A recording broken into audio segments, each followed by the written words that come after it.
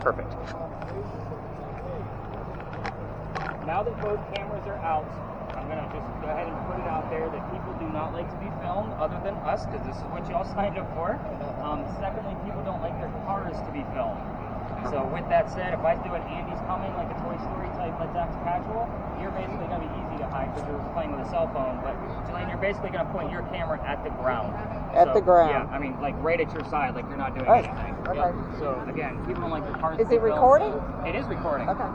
So this is the neuralizer for Men in Black. None of you are going to remember anything. Lasers. So lasers we use along with the infrared camera. Why? Because you can't see the lasers until something actually passes through it. The hope here is that we're going to be filming something passing through it at a quick rate. In the event that actually happens, I'll obviously give you the still and show you exactly what we caught. So we're going to be using two different style of lasers going along with this. The red squares, if we capture something here, we can put it in 3D software and give you a full 3D view of what we caught along with the measurements of whatever the anomaly is. So I've had this for about a year now, and the software has yet to take anything. I have anomalies going through it, but it was too blurry for it to be able to say this is what it actually was. So we're going to be using both lasers tonight. We don't cross the streams because it's a bad Ghostbuster joke, but it does work here. We use them side by side. So Gelene, you would actually be filming through the lasers. So not exactly perfect. That's it right there. So with that said, both lasers, Don, we're going to go with you on these because you've been pretty quiet. Lasers get Nick in trouble. So basically the easiest way to use these, this one has a toggle switch on the side, right down here. Just so you're going to, that one has a hold button on it right here. So you've got them both pointed at you right now. The easiest way to do it, go ahead and put the pen at the ground. You want to keep the edge of the stars right on the tip of your toes. You don't want to go any further than that, only because we don't want to be setting off any kind of car alarms. There you go. So again, same principle on that one. And again, we won't be on roads using these, so you know, feel free to turn them off at this point. But again, I like that thing to be recording right away so we get the usage of everything. Let's get into spirit boxes. Spirit box. We're going to be using several different styles of spirit boxes tonight. So the reason I use several different styles is because they all do something a little bit different. Get this one out first. So, spirit boxes, if you're unfamiliar with them, are ways for us to communicate with the dead. So this is basically like on your television shows where they give you all the white noise and then they tell you what they think they heard in the middle of it, trying to convince you of the same thing. We're not going to be doing that way tonight. This is going to work a little bit differently. This is going to sweep through the FM radio stations, but at a slower rate. Most of you are not used to listening to white noise for 2 hours at a time. With the history I'm going to give you, somebody's going to fall asleep. It's a guarantee. This one, with this being slowed down, I want the radio chatter to come through.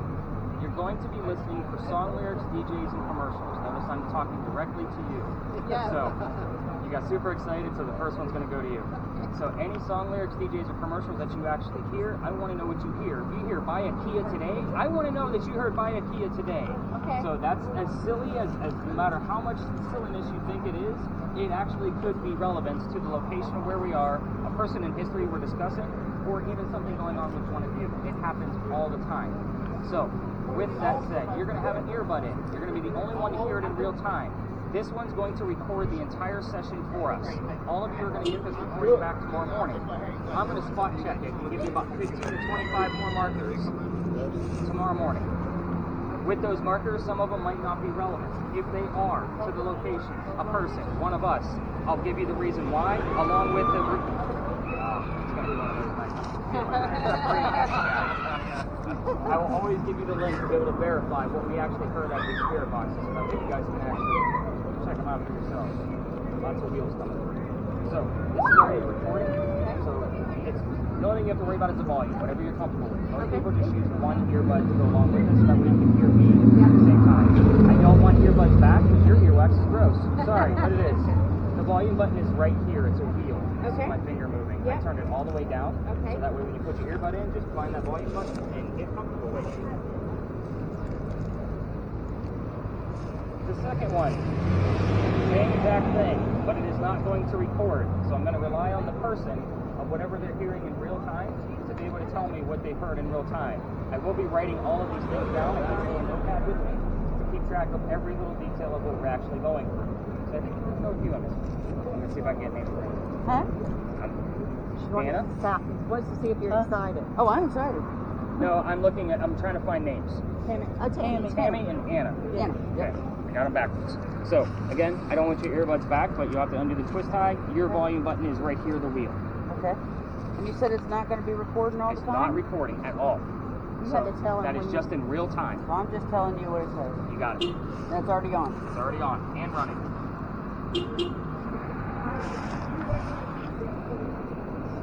Oh, I go with the twisty time.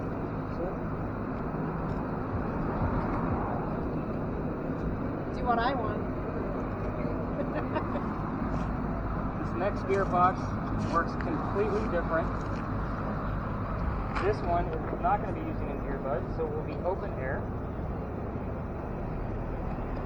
This one is running through both AM and FM radio stations at the same time. It's what we call an auto noise canceling. So what it's basically doing is it's running through both AM and FM and trying to take out the white noise that Kate and Tammy are going to be listening to all night long and hopefully spit out about a dozen words for us. So far, this guy's been about 75% accurate. Yeah, this thing has been absolutely amazing. Bill, this one's going to go to you, my friend. Okay. Yeah, So baby. the only thing I need you to worry about at this point is the mute button. Right now it's on mute, so if the LED's blinking are at the top, Yep. the mute is on the right. It's Got the it. only button there. So Okay. I'm going to keep it on mute for now. Okay. So I'll tell you when we can turn it up. Got it.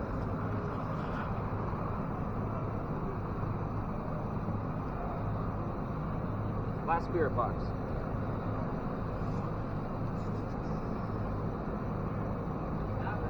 So this one is going to kind of work what we call an obulus, what you guys see on television. It's going to give us words from time to time in the center of the screen. So with this one, let me kind of put an example out there for you. The obulus you see on TV has 2,048 terms in it. This one has over 9,100. So again, this is a phone app. It's meant to try to scare you. That's what it's meant for. It's supposed to be a game and a hoax. 80% of this is going to be bullshit. I'm just going to put it out there. It's not going to mean anything.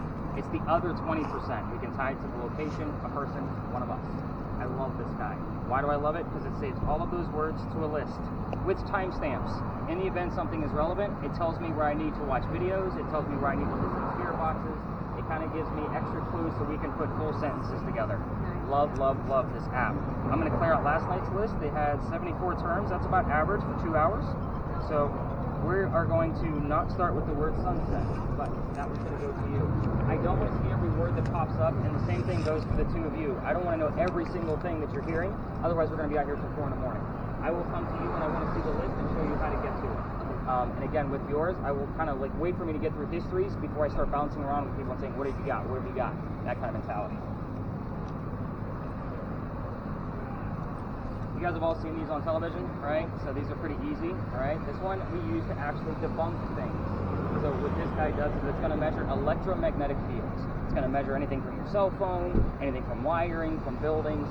I use this one first to see what's actually going on around us and kind of debunk it first.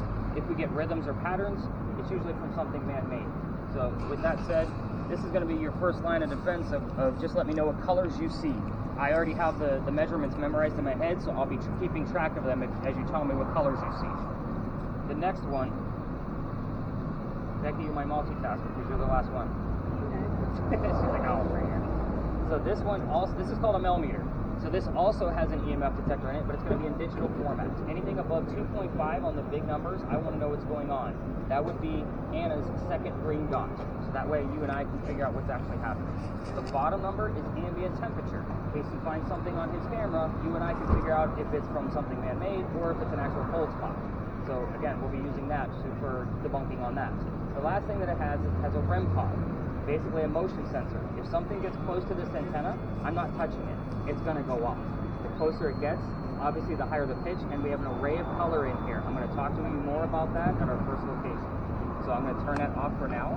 All you need to do is get used to how those numbers move on that red screen. Is everybody geared up? Yes.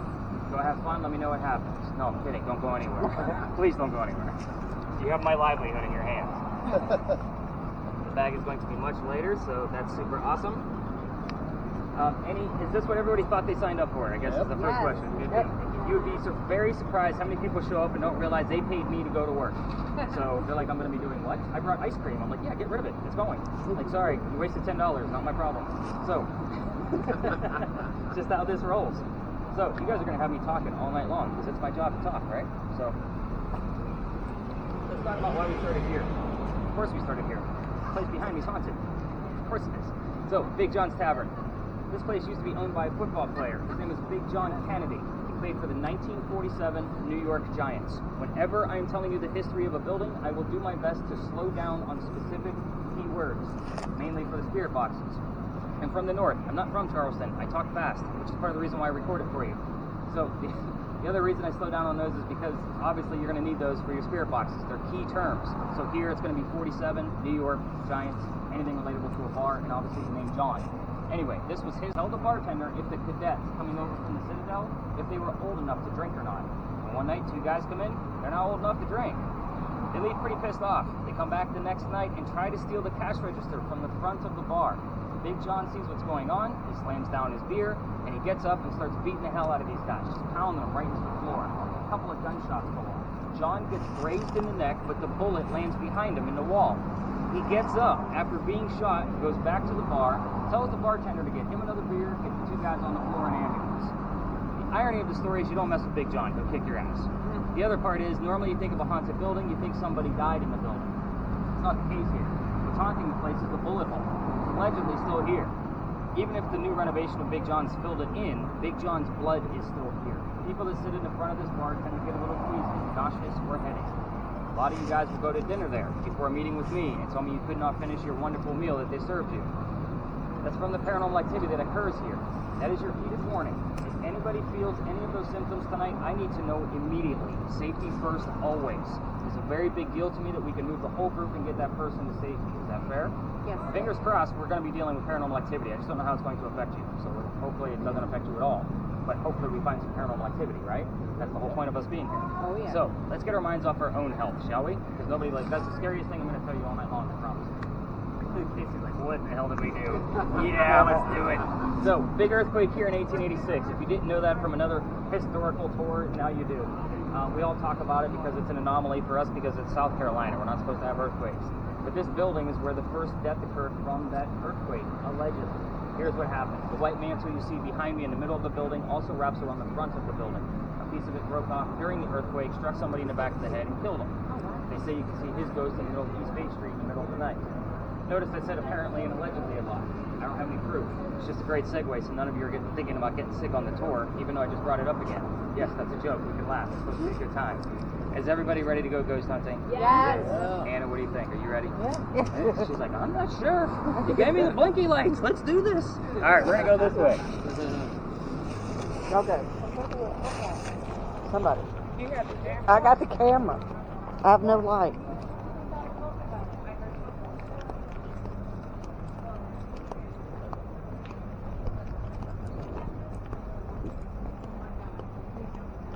Watch your cars coming. Big John, last name Kennedy. like John Kennedy. No. Kennedy. Oh, Kennedy. C-A-N-N-A-D-Y. Watch another car's coming, sweetheart. I'm waiting for these cars to cross over. You said that, was he African American? No.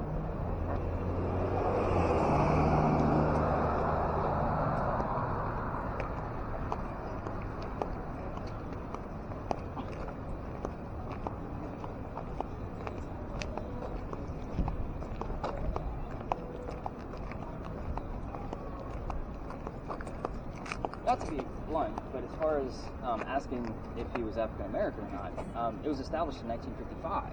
So at that point, African American owning a bar in downtown Charleston in 1955 was probably. Oh, I didn't know he owned it. Yeah, he owned it. I thought he was like a bouncer. No, he owned it.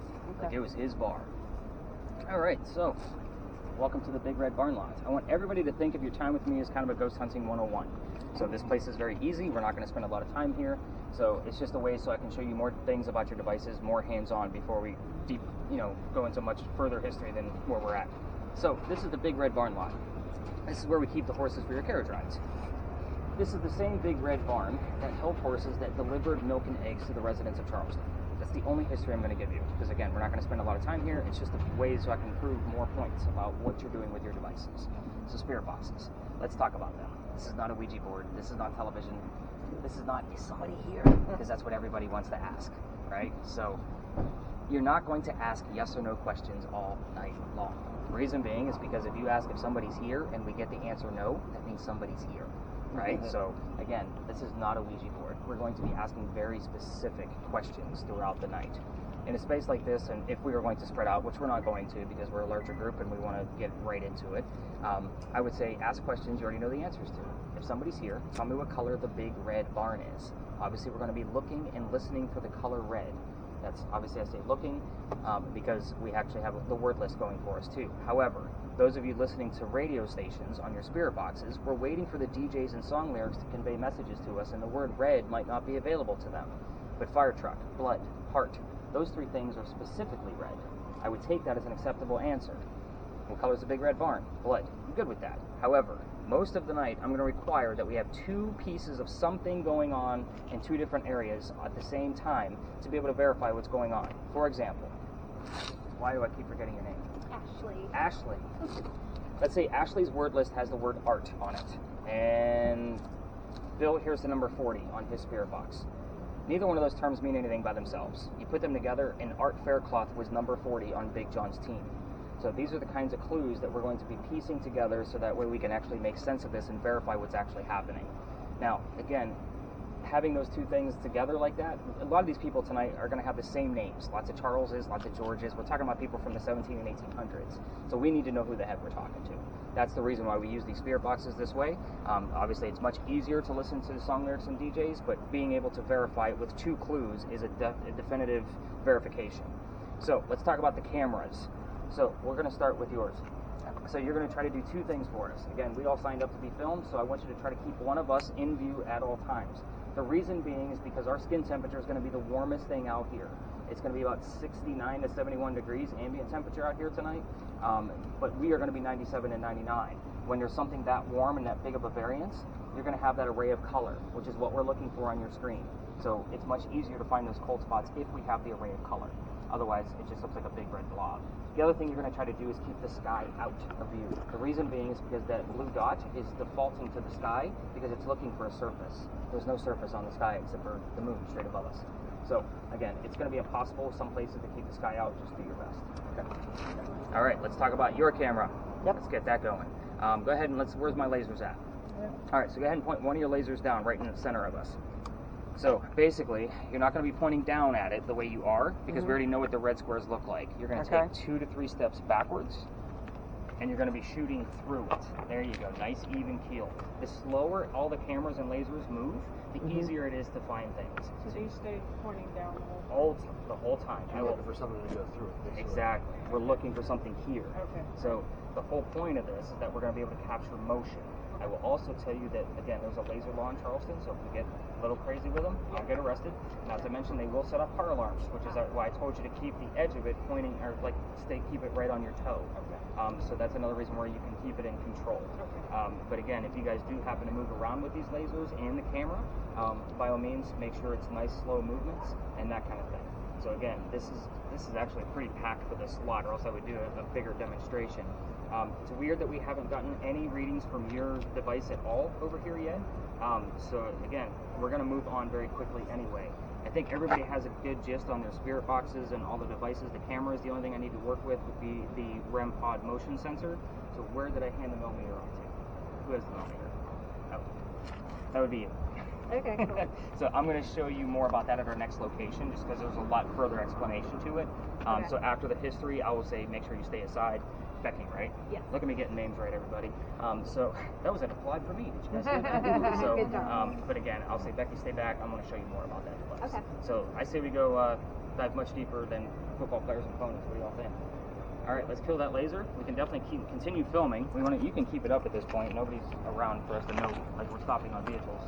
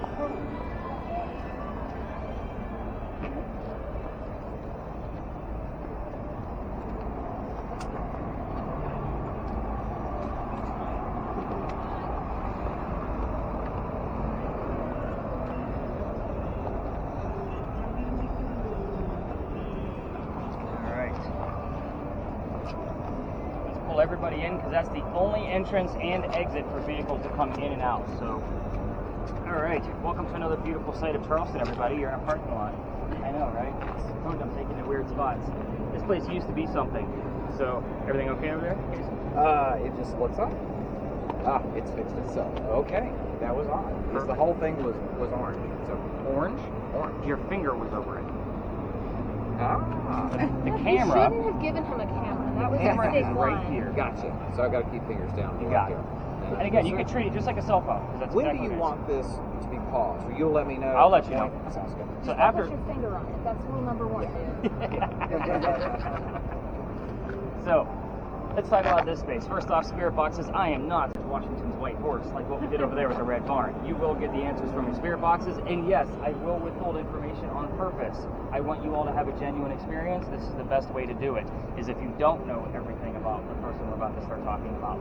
So, let's get into it. What is this place? This used to be the Eliza and Charles Pinckney Mansion. Their mansion actually sat in the front of this space facing East Bay Street. Eliza's garden was lined up with Five Church Restaurant and came all the way across. We are standing in the servant and slave quarters for the home. So, who the heck were these people? Eliza and Charles had a son named Charles. They had a nephew named Charles. Do you guys see why I look for secondary clues at this point? That's 3 Charleses. The son and the nephew were signers of the Constitution for South Carolina. It's a pretty big deal for us, and I know most of you actually live in South Carolina somewhere, but I hate politics more than the rest of y'all, so we're going to move on. So, that's a joke, yes, in case you got it. Good deal. So, I know, my jokes are kind of dry. You guys have to go with me on these. So, with that said, Eliza married Charles at a young age according to today's standards, not the colonial times that she came from. If you ask her how old she was when she got married, you're not going to hear answers like 12 and 14. It's going to be answers according to our numbers today of what we would consider young to be married. The reason I bring this up is because Charles was over double her age when they married. So, very big deal, very big age gap between the two of them, even by today's standards. But she married him because her father, over in England, thought he was dying, and he was trying to bring all of his children back home so he could see them one last time. Eliza didn't believe he was dying, so she stayed put. In 1744, she married Charles, not for a green card or citizenship, because we're not even a country yet. She married him out of love, and she was right. Her father did not die right away. So, what does Dad do? He starts sending apologetic gifts to this space. One of those gifts happened to be the plant seeds of indigo. It's weird, you guys all shifted at the same time. It was so uncanny. Like, I looked and you all, like, as I rolled my eyes. So weird. Anyway, so, what is indigo? Well, that's what he gave her, was the plant seeds of indigo. Indigo is basically a plant that makes blue dye that makes our blue jeans blue. Some of you are wearing it tonight. So that's how we still use it today. So it started right here as far as being a cash crop here in Charleston. She didn't know what to do with these seeds when she got them. She had to learn from her slaves on how to keep it cultivated. It's obviously not hot here all the time. So once she had it figured out, she moves it to a plantation just north of here in Mount Pleasant, Steve Farm. That's what it's called now. So once she has it all figured out over there and she has this huge cash crop, she calls her father and says, hey, rice plantations are going downhill. We can make a killing with this indigo. We now have an international businesswoman during colonial times. It's very uncanny for that time frame. So that's her business. Let's get into the weird stuff, because that's why you guys are all here, all right? Eliza was the second wife named Eliza, back to back from Charles. Really smart or really stupid, depending on how you look at it. Both Elizas, ironically, have a maiden name that starts with the letter L. You can ask which Eliza we're dealing with by asking her maiden name. Hopefully you'll get the correct answer. The mansion's not here anymore. You can ask what happened to it. Obviously, it was some kind of tragedy. Then if you get the correct answer, obviously you can ask what year that happened. Notice these are not yes and no questions. These are all very specific answers. Eliza's children, I told you there's at least one. His name was Charles, right? Signer of the Constitution. There's more. However, you can only ask, basically, so we don't poke the bear, how many children she had and what their names were. The reason being is because there's a tragedy among those children. If we poke the bear too hard, all activity will stop. Even though we haven't gotten an EMF reading yet, it will go down to 0, and I've seen it dozens of times if somebody pokes the bear too hard. You just don't ask about the tragedy among those children. Eliza's death is where she's really open. You can ask her how old she was when she died, where she died, what she died from, and what U.S. president was a pallbearer at her funeral. If that doesn't tell you how important this young lady was to our country, I don't know what will.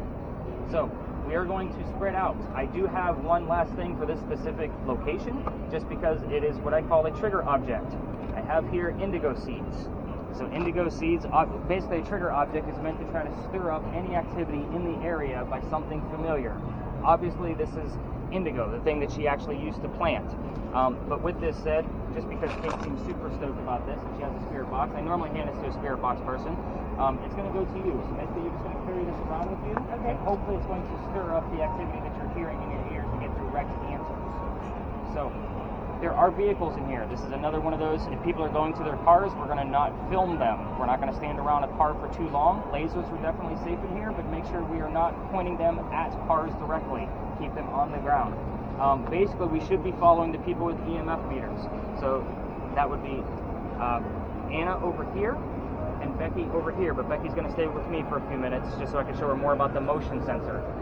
Anna's going to know where the hot spots are because her thing's going to light up like a Christmas tree, just so you guys know. Everybody else, let's get those spirit boxes turned up. Bill, you can unmute yours for sure. If you need to put both earbuds in here, by all means do so. The music is pretty loud. I don't know what's going on over there tonight, but it's Saturday. It's just weird to be noisy when we're trying to go somewhere, correct? Which is why we use earbuds. I'm going to be bouncing around all of you, writing down notes of things that you hear, things that you see on your cameras, things like that, readings from your EMF detectors. So I'm going to start with Becky. I'm going to stay back here. By everybody else, let's spread out. Stay within the confines of the walls, basically going this way, but just stay away from vehicles. Do I need to stay near her? Yeah, definitely. Exactly. You two are working together. Right. I know there's going to be certain places where lasers are not a good place to be using them, but you'll still be filming, just so you know. Show me the way, sister. All right, if you have any readings at all, show up. I'm going to confirm with them that I'm recording. No, they just stay very low. You're recording. It doesn't stop. It's like a normal camera. Probably Well, I not. just don't, with a normal camera, you would see like the time elapsed first recording. Anything up to about a point. Yeah, I just want to confirm. 1.1 is going to be You should get more than one. So again, that's why I think You didn't Well, what's actually the have number to. word? Sound really. Yep, I'm ready. You put your finger on So, let's go ahead and pull up your antenna. hilarious. Not very long. Perfect. Flip the device around. All the way to the back. Just picking up your shadow.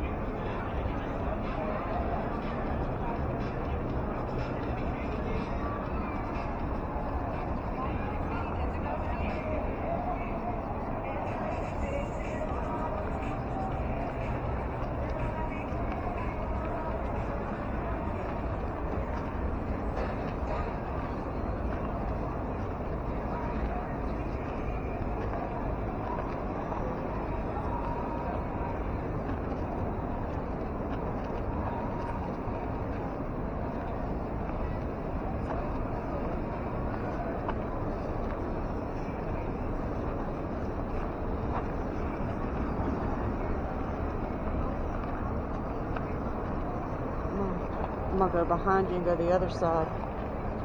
See if I see anything differently.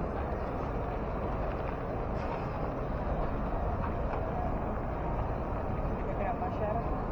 Yeah.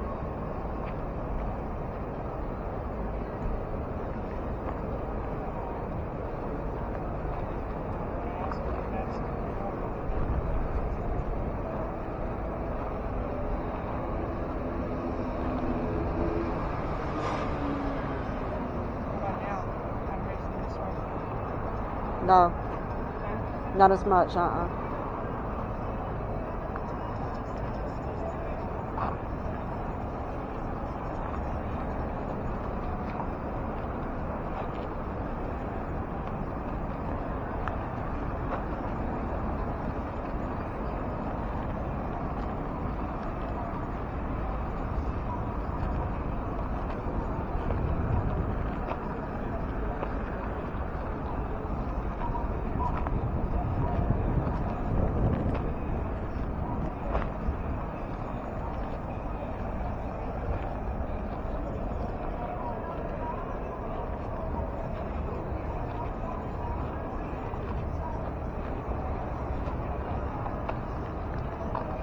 What do you think? What do you think?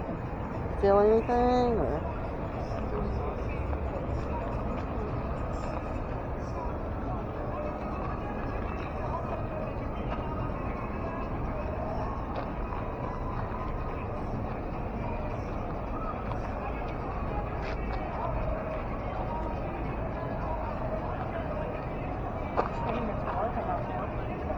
What about your green one?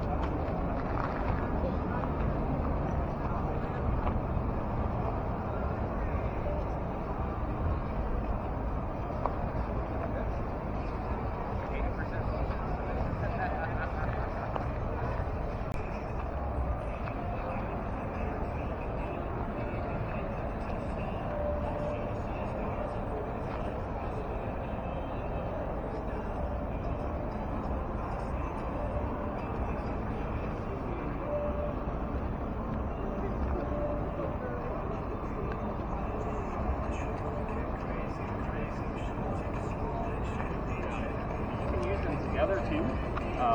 So which you're going to notice with your. Oh. So again, I mean, the slower the better. Mm-hmm. Obviously. So I mean, even like slow, even standing still would be the best. But if you're going to move, it's going to be super slow. I mean, literally super slow movements. With your camera, you're probably noticing like the timer is going to reset after like 10.5 minutes. It's just creating a new file. Just so you know, GoPro files are giant. Also, I wanted to point out too, and I'm going to blind this for a second. The second switch on here gives us night vision. I don't use that because it just draws attention from other tours, and they always like to stop you guys while we're trying to work. And they're like, oh, what's he got you doing now? What's that? What's this? You know what I mean? And then they start trying to show you pictures and all that mess. So we don't try to draw any attention. I know the laser lights are enough attention, but again, there's only going to be a certain speed. Yes. Yes, sir. Nice and slow. Yeah, and a lot of times with cameras, it's a next day, right? You know, typical times. So I'm not going to stop and rewind the tape in real time.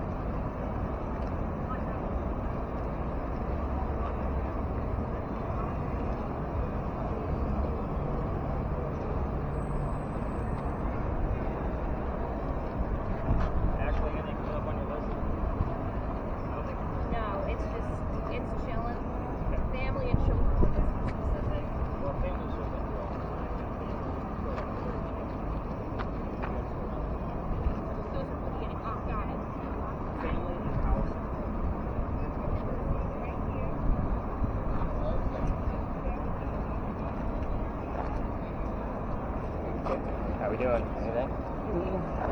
Yeah, I'm hearing a lot of stuff, but it's not enough for me to hear what you're saying. Okay. You know what I mean? Got enough volume? Huh? Got enough volume? Yeah, I got it all right. Okay. I know those earbuds aren't the best. Yeah, so I'm trying to listen, but it's like different songs, but I'm trying to hear like certain words clear. Yeah. Is that what I'm supposed to be doing? You just want to show it. Just show it. I just have to do this. Well, I don't need to write it down. Yeah. So, the hope here is that means that that's really the only way she can do it because the lights are on set up right here. Yeah. You don't have a whole lot of voices. I'm assuming that this red means. It's all part of the aesthetic. Got it. Again, it's an app. It does growl and make noises and stupid Nice. bullshit. I just turn all that stuff down. What's it say now? You just got a new one. Proportion. Okay, I don't know what that means. We're not going to dive into that one live.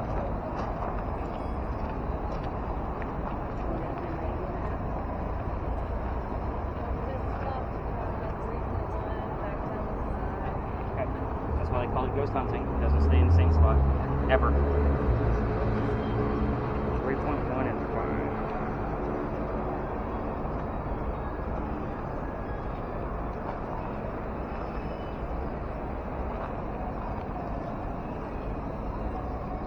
You're crossing the streams.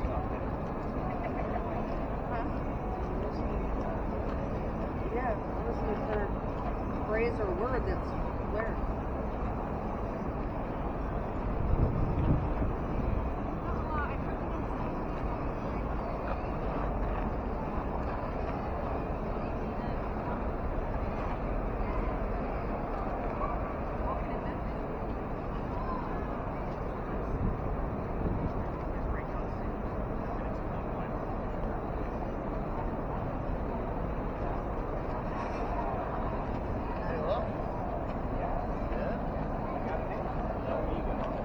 Still the same. We get a lot of blurred scan. So your device, just so you know, you can get salt. Okay. Yeah, bring up one.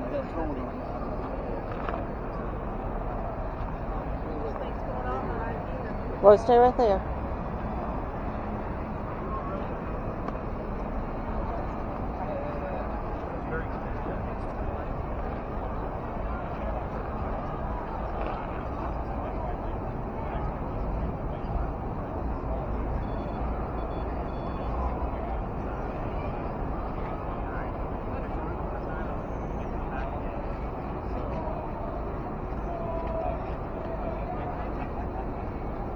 Any other readings? I got a 49.8. Right here.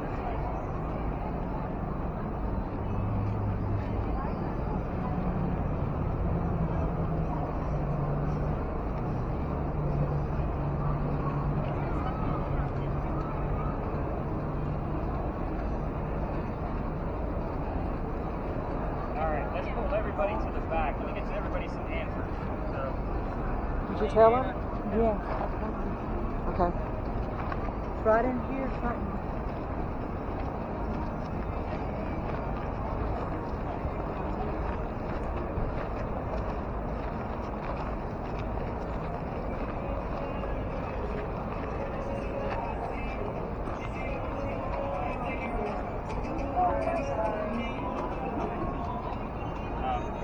this indigo took 6 weeks to come in. Oh boy. Yeah, and it was like $16. And yes, that was an Amazon order.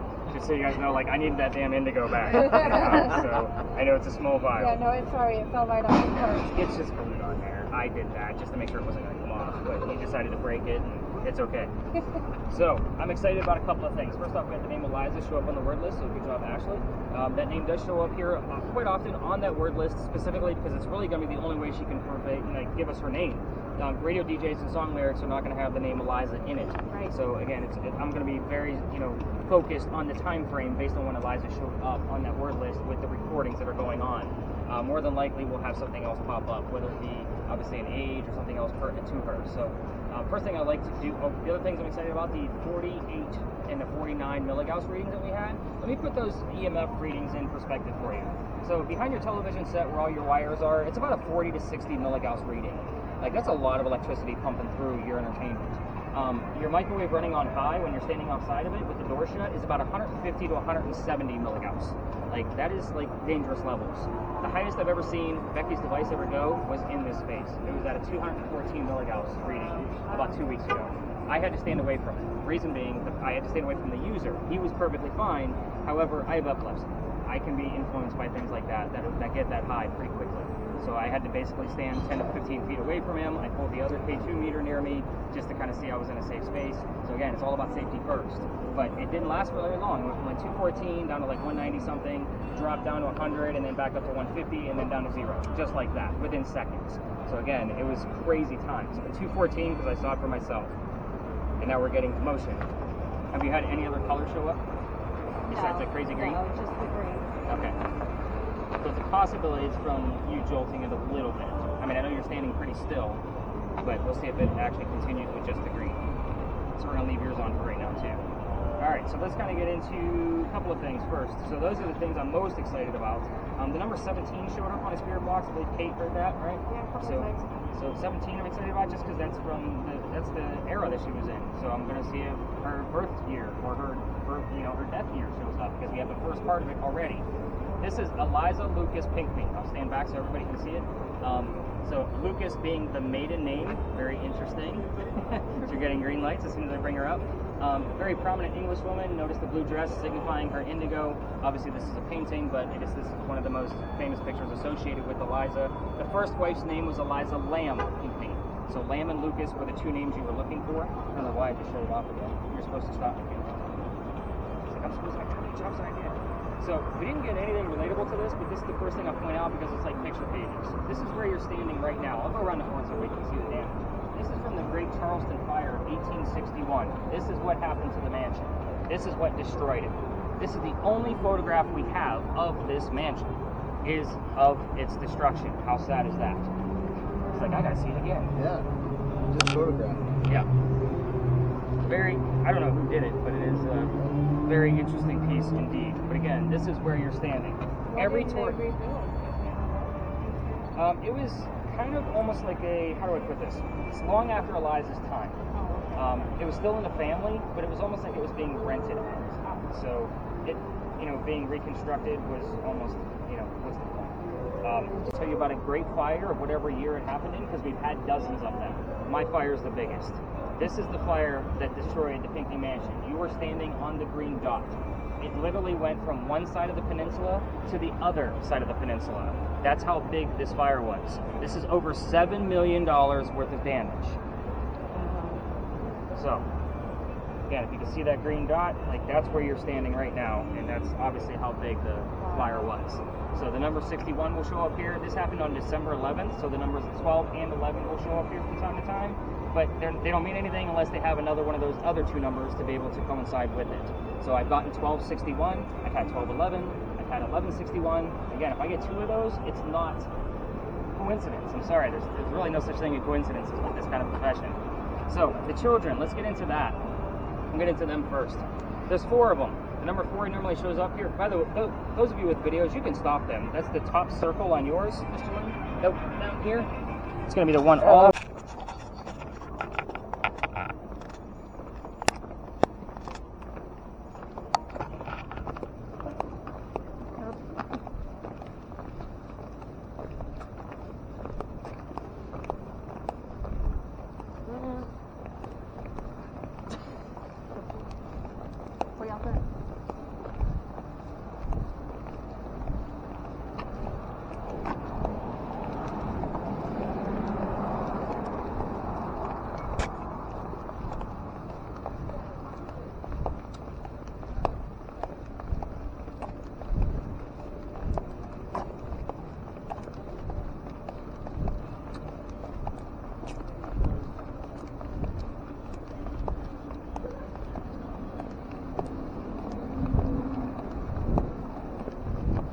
When Jerry's people, which were Scots, immigrated here, they deported in Charleston. Say what? They deported in Charleston here. Really?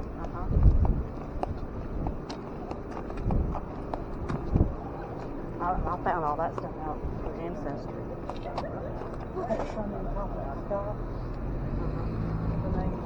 Scotch.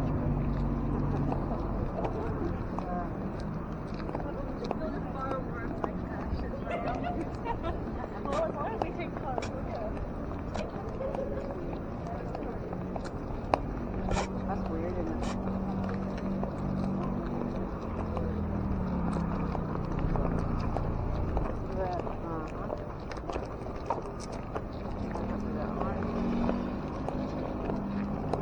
Right now.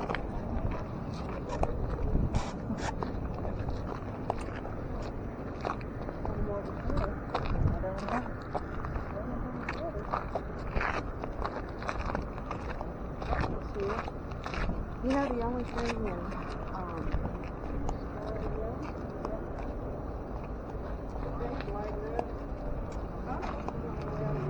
Cameras, I'm gonna bring you. So Gelene, come on up here and towards the middle. Okay. Trying to move you, but I'm going to bring you along the wall somewhere in here. So you guys are going to very inconspicuously, shoot the alley behind me. I will do my best to stay out of view.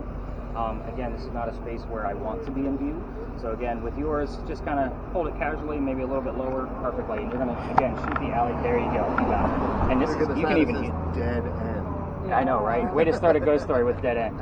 You can even hold it from underneath here if you want to, if it's more comfortable. So that's coming from the building, just so you know.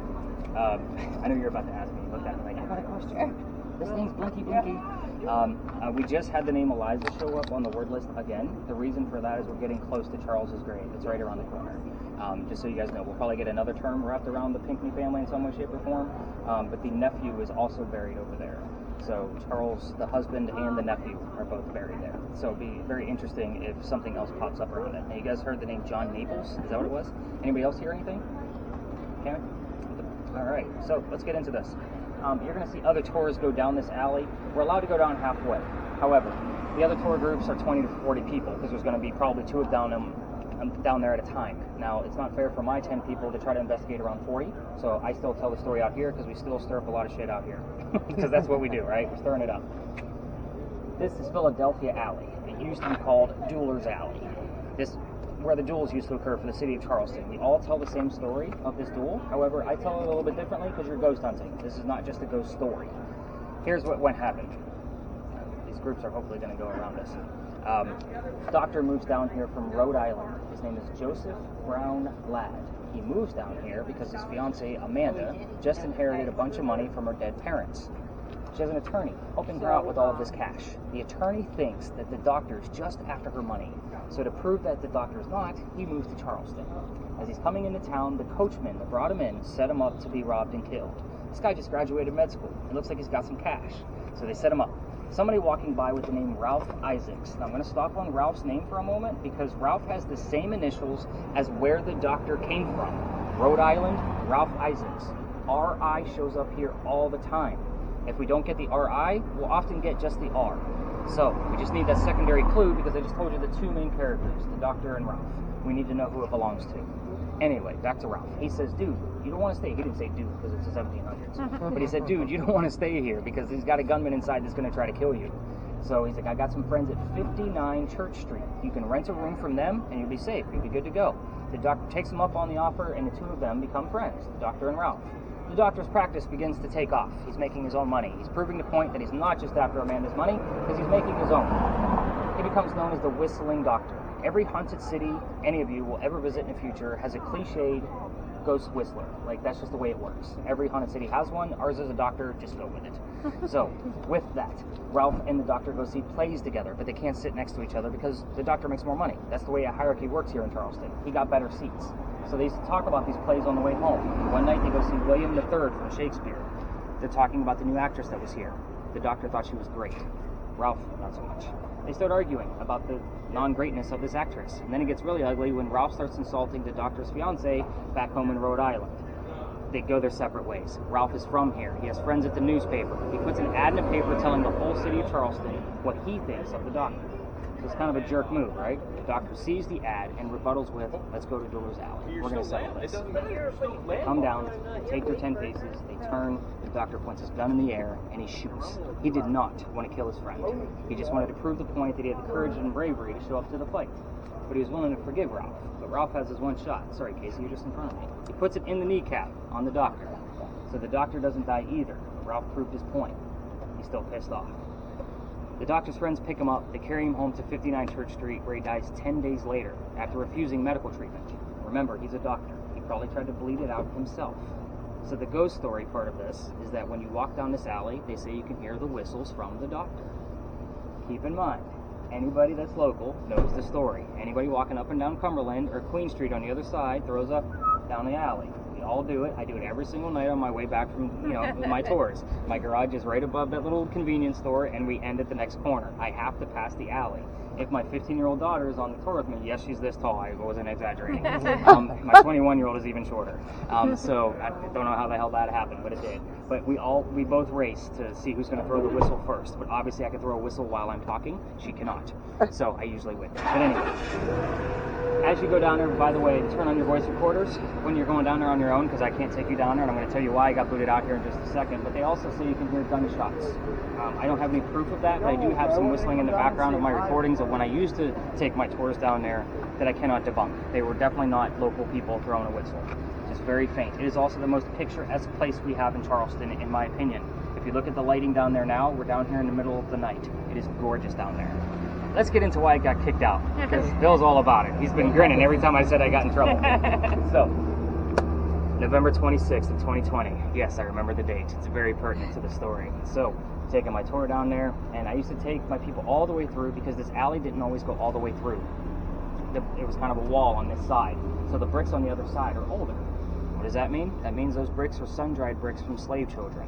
I used to show off the fact that we have a full handprint from a slave child and fingerprints, and those fingerprint swipes in the bricks, only to show how far we've come right here in Charleston, especially with everything that's been going on the past 3 years. So, with that said, everybody wants to put a spirit box or an EMF meter or something along those lines, one of my tools and devices, around those bricks.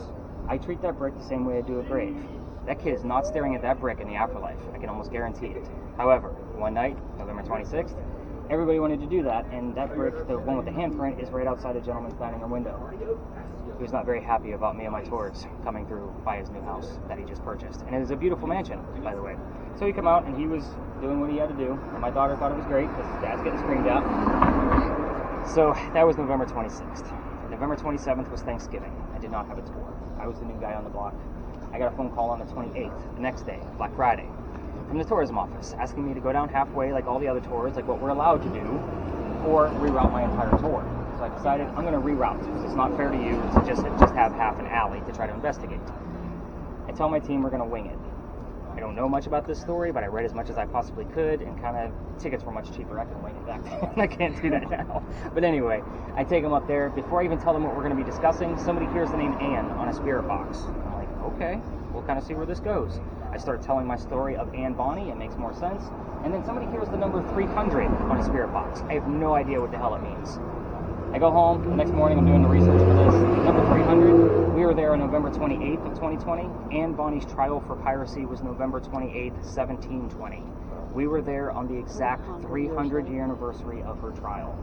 So now I keep going back night after night, and it's one of those hit-or-miss locations. Ann Bonnie is said to be seen all over town. You're going to realize why once we get there. But again, I hate to end a tour on a hit-or-miss, but we get to fully investigate, we get to spread out, use all devices, and see what we can capture. Hopefully, fingers crossed tonight, we'll be able to get some activity out of this. Last night was pretty light, I'm not going to lie. But again, we just never know until we get to the space. Those of you that have been listening or been watching your list, what do we have going on? The most recent one is just Anne, and then it was stuff on the UN. You heard Naples? Yeah, And John she has Naples. John Naples, you have the letter N. Mm-hmm. And it is not uncommon for my name going forward. And that'll make more sense once I explain it down there as well. It could be relative in 3 different ways, me being one of those 1 of 3. So, again, have you heard anything, Tammy? There's spirit water. Spirit water.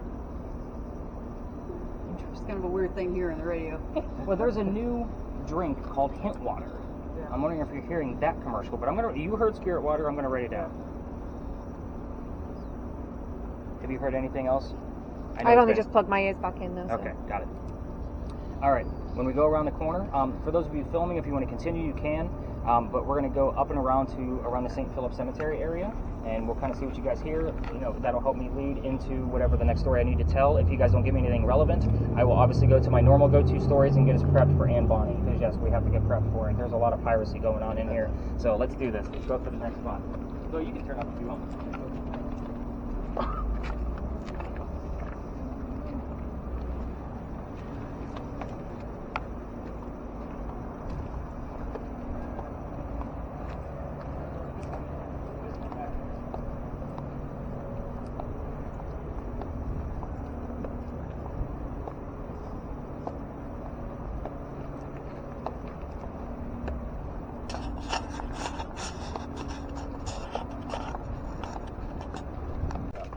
So the first thing I like to point out before I have you guys take a seat and actually take a break, yes, you all came here to work, and I'm going to give you a little break, is the courtyard here. So across the way, you can see the wall back there. That's the wall to Philadelphia Alley that we were all just discussing.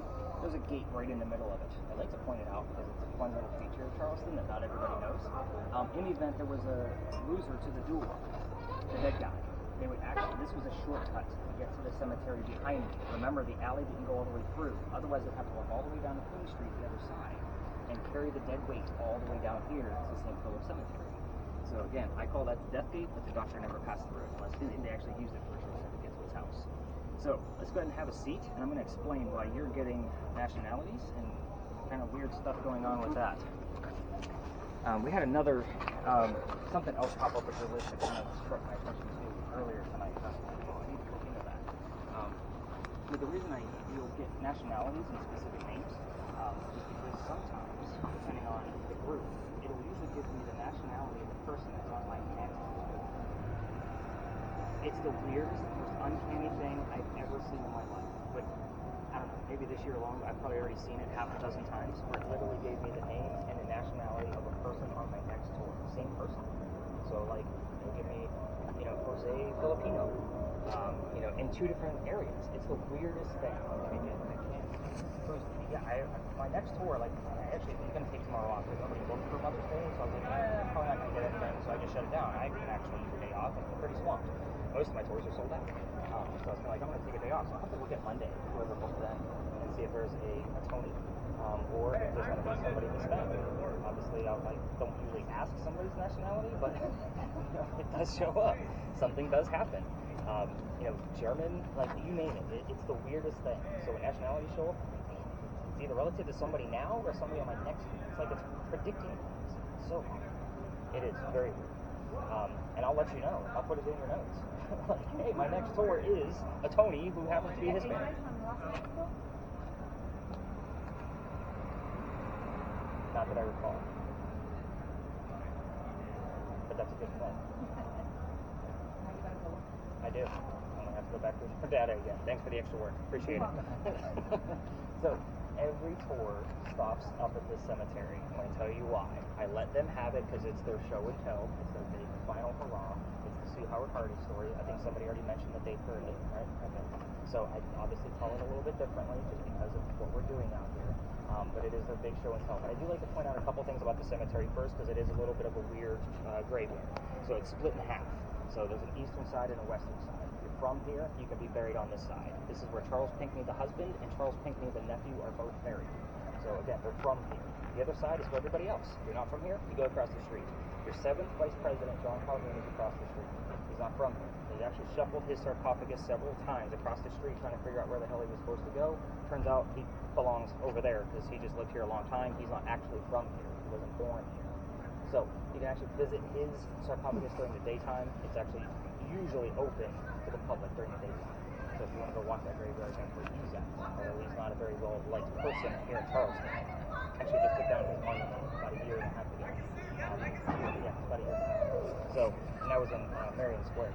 But every tourist stops up there because they're staring at a sign. The sign says, there's no ghost here but the Holy Ghost. There's a reason. In 1888, a young lady dies by the name of Sue Howard Hardy. Now, we just talked about initials over there with Ralph Isaacs. Sue Howard Hardy, S-H-H. It's cheesy, it's campy. I wouldn't even bring it up if I hadn't seen it or for myself. I may even tell them it's because it's so cheesy. And this is not a cheesy experience. So with that said, she dies 6 days after her stillborn child. Very rough ending, right? 1987, local photographers taking pictures of all of our cemeteries. He captures a full apparition in one of his photographs while he's developing it. The picture, however, he doesn't know what to do with it because it's 1987. He doesn't have the technology we have. He sends it to Kodak, trying to figure out what happened. Kodak doesn't know what's going on with it either. So for guys like me, it's actual gold. There's also a light pointing right at that sign to deter people like me from recreating that photograph.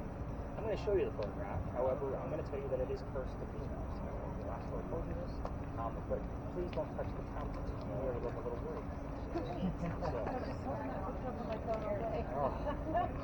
So basically, the curse says it's going to be like the paranormal activity that we talked about at Big John's. The headache, the nausea, the dizziness can occur.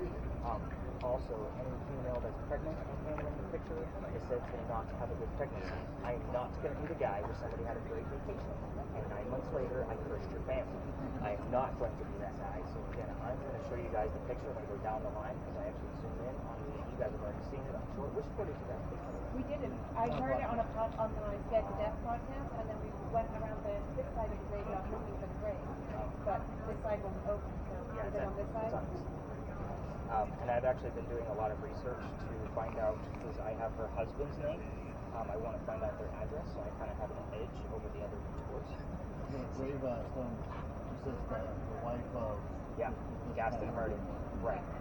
Now with that, if I can find where the funny thing is that the census records from the time that they lived here are a little missing. So again, it figures the one set of census records I need are not available. So this is the actual photo that he took. Your apparition is right here. You're looking at her shoulders and her back. That's the top of her head, and then the baby basket next to her. Now this is her grave that she's praying over. That's crazy. Yeah, crazy stuff. Who are you looking Cool at? picture. My great grandfather. Yeah. Yeah. With the baby basket. This is probably another instance. Did he where live the here or baby's buried something? with the mom. No, but for some reason I was wanting to look up at the time frame that he was talking about. Yeah. Because he got killed. He was murdered, and it went before the South Carolina Supreme Court, the guys that they captured, for murdering him. It was this huge investigation. He was at Emerson. All right, let's get your mindset on pirates, unless you have another crazy term to tell me that I need to explain. No. You're giving me extra work tonight too. I want to say it's like off to the right. So it's like it's almost like when you get behind where the church is, in between the wall of Philadelphia and the church. So in the event, like the other tour, they all stop up there, so I just let them have it. In the event when we're across the street, if the 2 video cameras want to actually head across the street to get us a couple of minutes of footage over here, by all means do so. We're going to spend, like the 10 to 12 minutes over across the street anyway. Investigating that pirate. That was weird. I heard something. So again, if they want to come over and get us some footage, they can come over and get us some footage. I'm not going to recommend it towards. It's the only thing I ask. Just stay out of their way. They already don't like me. I don't need more enemies. So let's get your mindset going on pirates, shall we? Because there's a lot of piracy going on here in Charleston. You guys see the burning gas lamp down there off in the distance? So that is the pirate house.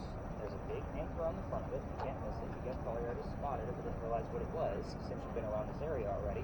But somebody does live there, so don't go in his backyard looking for ghosts either, Casey, because he does get mad. So don't ask me how I know these things. I just know that he does. Yes, I just do. That's all I'm going to say. So with that, that's where Blackbeard's men used to come off their ships. They're in Charleston. It's like a man. Yeah. So, yeah, that's too basic. We need something else. We need the name of them. How about that? That would be great. But anyway, so Blackbeard's men actually used to come off their ships, and that's where they would stay, at the pirate house. They would have a few drinks, meet with a few ladies, and obviously a place to sleep, but they dug a tunnel underneath that pirate house going 1 block away to where Dock Street Theater is now. Dock Street Theater at the time was called Planters Hotel. It was whorehouse, playhouse, hotel. Obviously we're talking about pirates. Whorehouse was an attraction, right? But the playhouse, pirates were our first stagehands. They would actually go there to work, in between bartering with our locals. So again, I love telling that story because there's all kinds of rumors about that tunnel. But they just filled it in the 1990s. We are below sea level. Why the hell did it take so long to fill in that tunnel? The rumors basically state that Blackbeard buried some of his treasure there, which we all know that damn treasure is in North Carolina, not South Carolina. And the other rumor is that it actually extended all the way out past White Point Garden, basically going to the waters, basically stating that that's the way the pirates used to sneak into Charlestown. I find that a little far-fetched. That's a long distance to be digging a tunnel for a bunch of men from a ship. I mean, if it's already, docked, they're coming in. They're not going to swim ashore. You know what I mean? Like, they're coming in. So, again, it only went basically the one block. So when you're walking around, you'll find Dock Street Theater because you can see it from the firehouse, and you can just imagine that there's a tunnel underneath it that was once filled in 1990. It was pretty cool stuff. Alright, now that your mindset is on the swashbuckling rum drinkers, let's head across the street and talk about Anne Bonny, and you guys can tell me what you've heard along the way. Where's that from?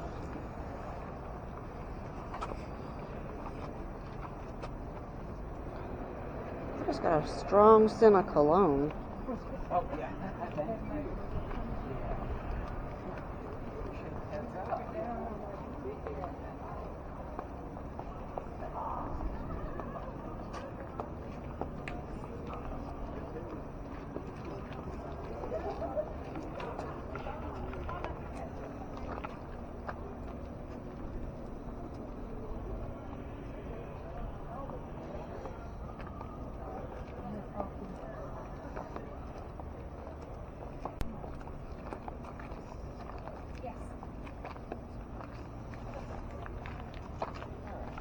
So, any other terms that have been heard since I last passed? You're really struggling with that thing, huh? I am.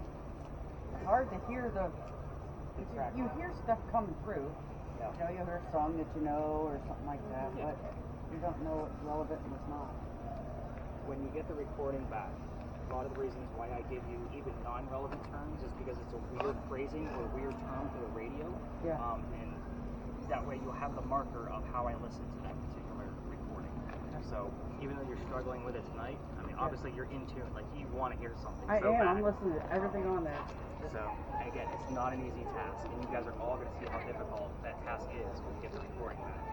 Alright, so, let's kind of move a little bit further down this way, just in case somebody needs to back up or anything. Take this question too. First off, I want everybody to know I'm not a pirate person. I think I mentioned that earlier. I'm a vampire guy through and through. So when that Anne and 300 came through the first time, I'm like, damn it, now I gotta learn about pirates. I cannot tell you how many movies, how many books I've read, how many documentaries I've gone through about learning about pirates.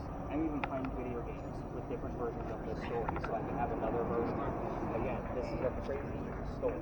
So, first thing we're going to be talking about is a little tiny building over there with the crosses on it. Those are not crosses, those are earthquake bolts. If we have another earthquake like what we did in 1886, which we have not, you can turn those turnbuckles and it's supposed to straighten the building back up again. It's a great idea, it just doesn't work. So, the reason I bring these up is because it's the first set of earthquake bolts that Charleston actually put in. Why? Because this is the oldest government building in South Carolina. It was finished in 1713. Notice I said government building, not the oldest building. So, government is the reason why. We talked about the Charlestown walls earlier. I'm going to give you a little bit of history on this building before we get started. The Charlestown walls actually stood where that garage stands right now. So it went up past the powder magazine, this way, and then started going south towards the battery. It puts the powder magazine right into the corners of the original Charlestown walls on purpose. It's as further away from the water in case it gets attacked from Revolutionary warships or pirate ships. If a cannonball is going to come through and try to attack the powder magazine, powder magazine, those walls are 32 inches thick. The cannonball is going to have a hard time making it through and blowing up the gunpowder, but we're going to pretend that it does. There's sand in the roof underneath those red shingles from the early 1700s that's supposed to blow up with the explosion and then fall to put out the fire of the gunpowder. It's another great idea. That doesn't work either. We had another powder magazine closer to the battery, much closer to the water, got attacked, things went up in the air, and the building burned to the ground. It no longer exists. This one's just never been attacked. It did serve in 7 different wars, including the Civil War, for you history buffs. That was its last servant. We are here because this building is what I call a familiar. It's kind of like using a toy to attract a child first. This building is from the same time frame as when Anne Bonny lived here. So, let's get into it. This building took 10 years to build. Does that sound like our government? Small building, 10 years? No, not at all. I'll answer for you. Our story begins in 1708, right in the middle of its construction. Follow me, there's a lot of twists. You guys ready? I talk fast during this one because there's a lot going on. A young lady moves here from Ireland. Her name is Anne Cormac. 1708. She's with her father and his mistress. The mistress is her mom. Are you guys with me so far? Yep. The three of them are running away from his wife. How pissed was she? Just a second. Got to get on a boat and leave the country. So they land in Georgetown, just north of here. Dad buys a plantation. Mom dies pretty quickly. That leaves young Anne to come down here to Charlestown to sell anything from the plantation to keep things afloat. Young Anne back home in Ireland is kind of a badass. She's a pirate, of course, now. But again, back home, they say she actually killed one of her servants with a knife to the belly. Sorry, it just happened to be next to her. So, with that said, I want you to keep that mentality of what kind of young lady this is as we go through the entire story. We're going to fast forward. The building's done in 13 and 1715. Pirates are coming through town, and Anne's pretty stoked. She falls in love pretty quickly. The guy's name is James Bonny. Y'all see where this is going, right? Dad doesn't approve. They run away to Jamaica. They get married. Anne Cormac becomes Anne Bonny, the most famous female pirate of the Golden Age. When they get down there, this is not the swashbuckling, rum-drinking Captain Jack Sparrow that she was hoping for, because that's what she wanted. This guy's a privateer. He's a spy for the British. He's a coward. This is not who she wanted. So a few years later, she falls in love again. This guy's name, John Ratham, a.k.a. Calico Jack. Calico Jack is the Captain Jack Sparrow that she was looking for, which is, by the way, this is the character that they based Captain Jack Sparrow off of. So hopefully all the links I give you tomorrow morning will verify all of that, because he was a quirky guy. But anyway, he has his own ship, and Anne wants to be part of it. You cannot put a girl on a pirate crew, right? Girls curse pirate ships. Right, so what's he do? He makes a deal with her. If you dress like a guy and hide your gender, you can be part of the crew, but you're going to be a female in my quarters. He's the captain. That's why he's going to roll. So, with that said, she's okay with this because Dad, back home in Ireland, used to hide her as a boy to keep her away from his wife. So she's good with this. She's a pirate. Let's go. We're all adults. We can put two and two together. Being a female in his quarters, she's eventually going to get pregnant. You cannot have a pregnant pirate dude on the crew. Somebody's going to figure it out. So, she's a female. He drops her off in Cuba. Go have the baby. Come back later. We'll figure it out. These are some friends of mine. They'll help out. She goes and has the baby, returns with no baby. We have no idea what happened to this child. There's no record of him or her anywhere. But she's also dressed like a female when she returns. This pisses Jack off pretty bad. Now, he also just captured another pirate crew while she was off giving birth to his first child. She's going to go flirting, because that's what Anne does. We're on guy number 3, in case y'all lost count. I'm going to keep track of the rest. So, guy number 3 turns out to be a female dressed like a guy to be part of the pirate crew that Calico Jack just captured. So now we have 2 females dressed like males to be part of pirate crews. It's uncanny to have 2 of them on the same ship. This young lady's name is Mary Reed. She convinces Mary to become part of the crew. They become friends, possibly lovers, we'll never know for certain. And the British find out where they are. They send their entire fleet of ships to take down one pirate ship. Kind of uncanny on that too, a little aggressive. But Anne and Mary are the only 2 pirates not drunk enough to come up and fight with their 1-bullet flintlocks. Obviously the ship's going to get taken. As they're being arrested, she looks at her captain in bow, Calico Jack, and says, "You should have fought like a man instead of being hanged like a dog." The word dog will show up here quite often, just so you know. The judge, his name is Nicholas Laws. He wants to see the 2 men that fought back so valiantly by themselves after he's already tried and hung Calico Jack and the drunken pirates that wouldn't come up and fight. They're already dead and gone. So the 2 ladies go in front, they reveal their gender. He doesn't care that they're females. He's still going to hang them. They're still pirates. We plead our bellies, was the last thing they said, basically claiming that they're both pregnant. You can't hang a pregnant woman in 1720. It's illegal. So it sends them both back to jail, delays the hanging. Dad is still here in Charlestown area with all of his Irish money. He bails out Anne, she comes home, she remarries. That's husband number 2, but guy number 4 has 4 children and dies at the age of 84. Yes, all of my stories end in abrupt death. I'm sorry. This is a ghost hunting tour. What happened to Mary Reed? She died in 1721 from whatever pirates died from in a Jamaican jail, because that's where she was at. We can't prove if either pregnancy that they claimed in court was true, but we do know that Mary Reed died in 1721 for certain. Now, there are 2 things that I left out of here on purpose. Unlike the Pink Dimension site, I'm not going to be giving you a ton of questions. I'm going to lift out 2 that I can actually prove. That is the name of Calico Jack's ship. The other question is the name of Anne Bonny's parents. That is the father and the mistress. So if you want to find out if any one of them are here, if Anne wants to answer for herself, by all means, ask those questions. Anything else is fair game. You guys know what you're doing with your spirit boxes and cameras and devices at this point.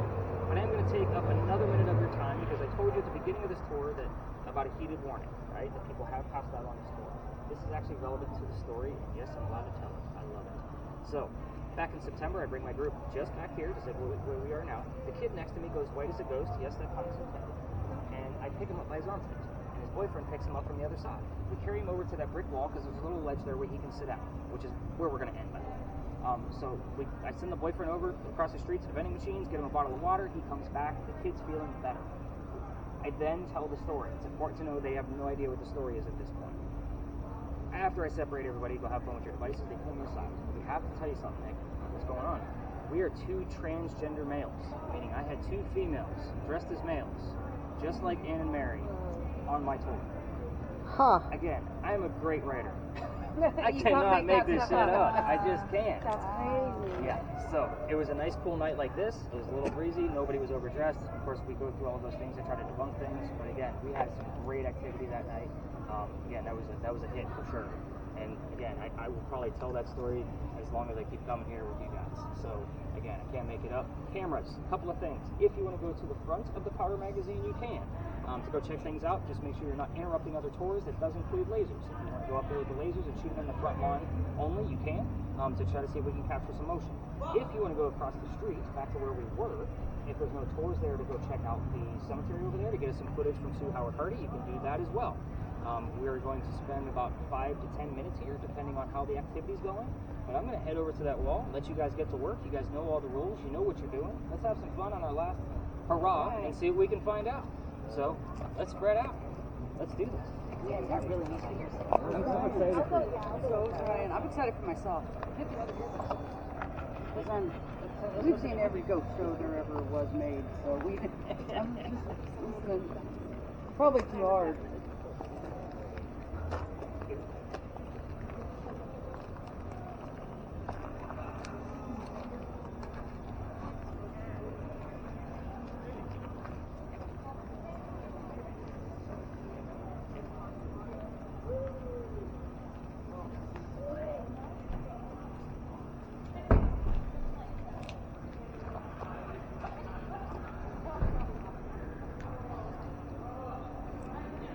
Pretty funny talking about pirates, and he's got a pirate flag on a sticker on his Jeep. Really? Yeah. I want to see that.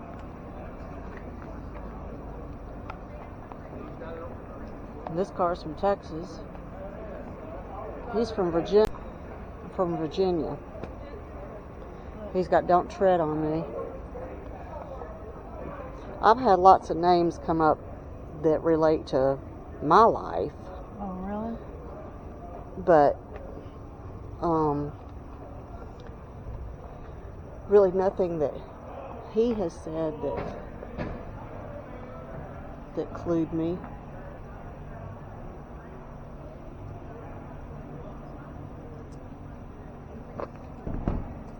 Those at the very top are Keystone. Isn't that Keystone?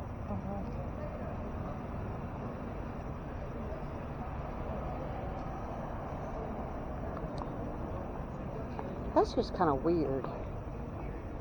Texas car, Jeep. Yeah. Our kids like Jeeps, we're into Jeeps. Don't tread on me. Ryan has a flag, don't tread on me. The pirate thing. The pirate at the Citadel. I guess we can tell him that, but see, it doesn't really apply to.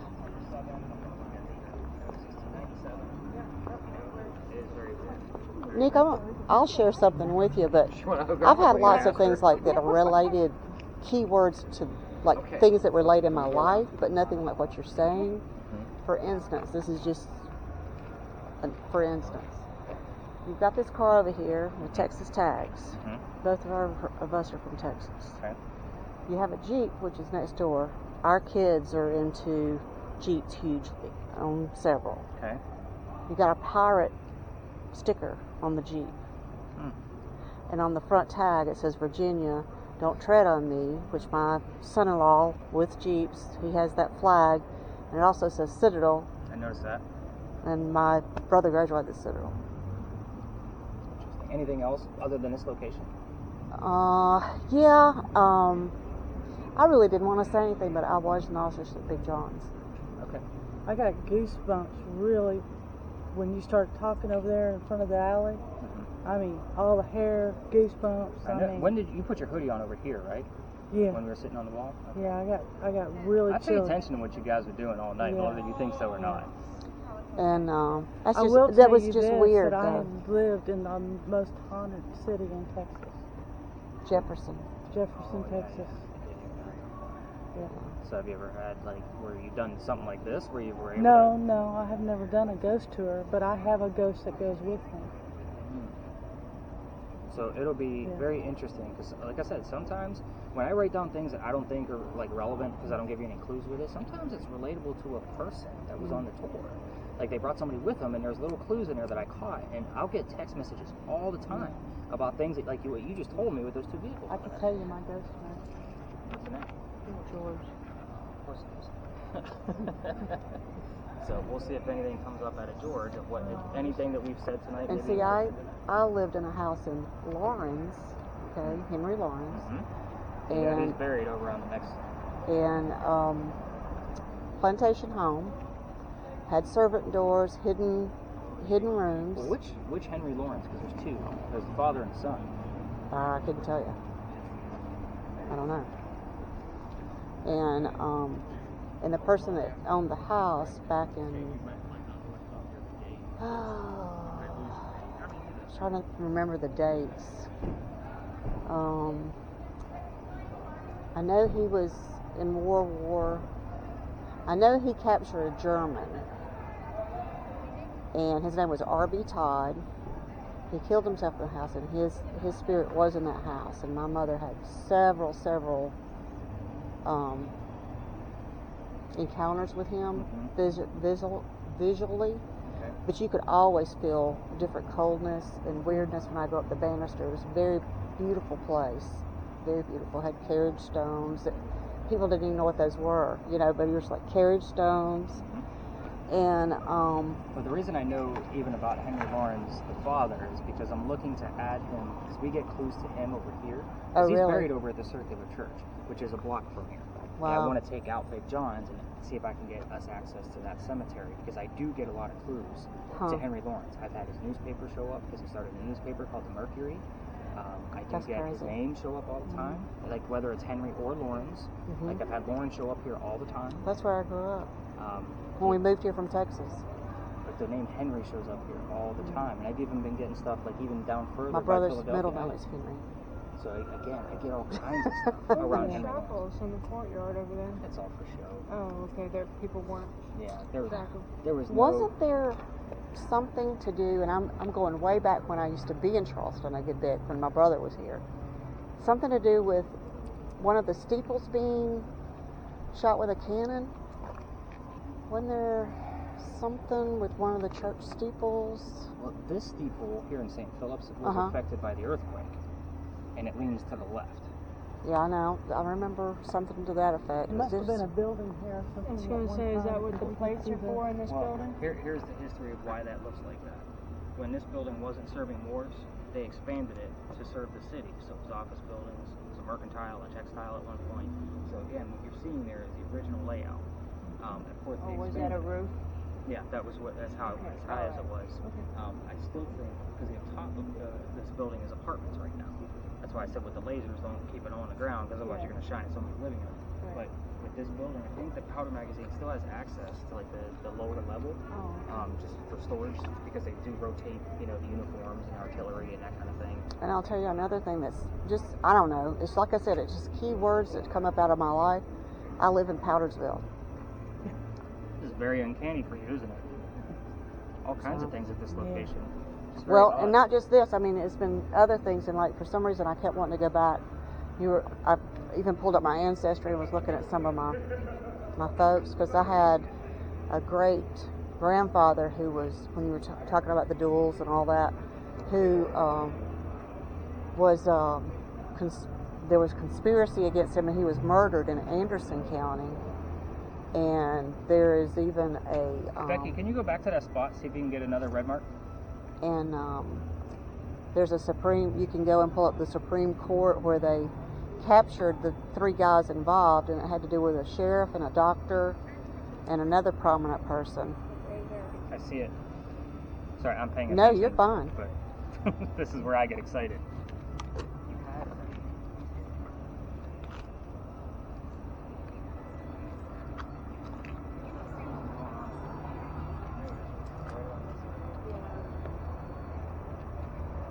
Hey, Anna Mary, can you make that box go to blue?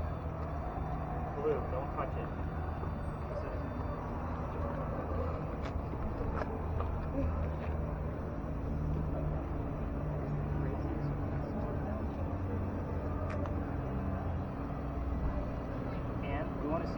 blue.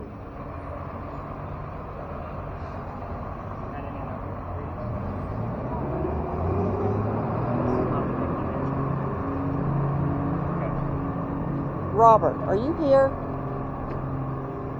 Ask for a color. Did you guys go over and get us some footage of the churchyard? Is that where you guys were? Yeah. Here we go again. I heard the word courage just walking back into the parking lot. Okay. And then the only two names that I came across clearly were Taylor when I was walking past the cloud about today, and Irving. Irving. Irving, Texas. That's what I think of. Sammy, you got anything? Not since the narration. The book narration.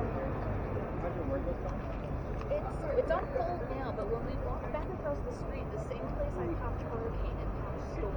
So it doesn't want to tell me anything about it, but it's here. Very spot. Bill's back. Bill, you got anything on yours? I got Jesus and Tom. And Tom? Tom and Jesus. That's a hell of a cartoon. Perfect for Charles. No, Nick at night. I've been jumping around a lot. I see that. Like, that thing's going berserk.